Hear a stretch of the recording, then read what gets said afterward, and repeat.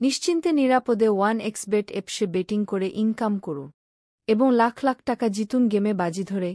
সর্বপ্রথম আপনি যেকোনো ব্রাউজার হতে 1xBet অ্যাপসটি ডাউনলোড করে নিবেন।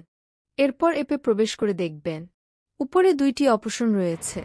এখানে আপনি রেজিস্ট্রেশন অপশনে চাপ দিবেন। তারপর দেখতে পারবেন কতগুলো অপশন রয়েছে। আপনি ইন ওয়ান ক্লিক অপশনে চাপ দিন।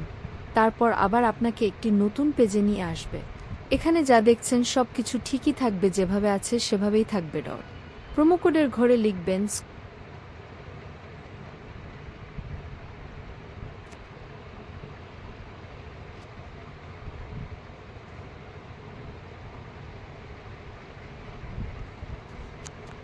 নিচের মেনু অপশনটিতে।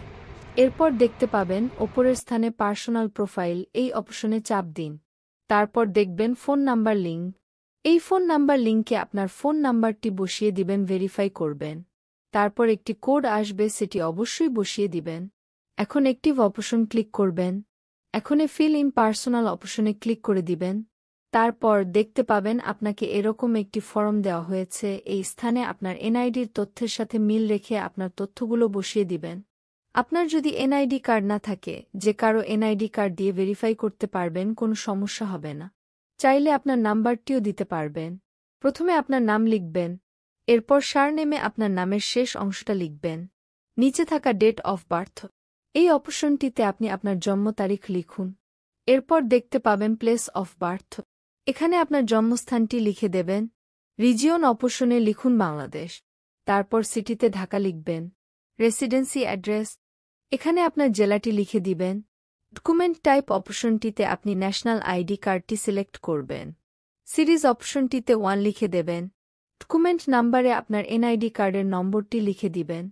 এরপর নিচে থাকা ডেট অফ ইস্যু অপশনে এনআইডি কার্ডের উল্টো পাশে দেওয়া ইস্যু নাম্বারটি লিখে দেবেন। এরপর নিচে ইস্যুড বাই বাংলাদেশ গভর্নমেন্ট লিখে দেবেন। এরপর সবকিছু ঠিক থাকলে অ্যাকাউন্টটি ভেরিফাই হয়ে যাবে। নিচে থাকা টিক মার্কে ক্লিক করে দেবেন।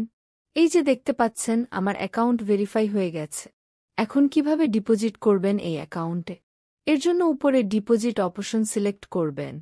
দেখতে পাচ্ছেন বিকাশ, নগদ, রকেট উপায় আরও অনেক মাধ্যম, আপনি যে কোনো মাধ্যম হতে লেনদেন করতে পারবে। আমি নগদ সিলেক্ট করে দিলাম। এখানে দেখতে পাবেন নগদ ওয়ালেট নাম্বার দেয়া আছে। এখান থেকে নাম্বারটি কপি করে নিবেন। অবশ্যই এখানের নাম্বার পরিবর্তন হয় যখনই ডিপোজিট করবেন। এখান থেকে নাম্বার কপি করে নিবেন, তারপর টাকা ক্যাশ আউট করবেন। আমি টাকা ক্যাশ আউট করে দিয়েছি। এখানে দেখতে পাচ্ছেন আমার ক্যাশ আউট সফল হয়েছে।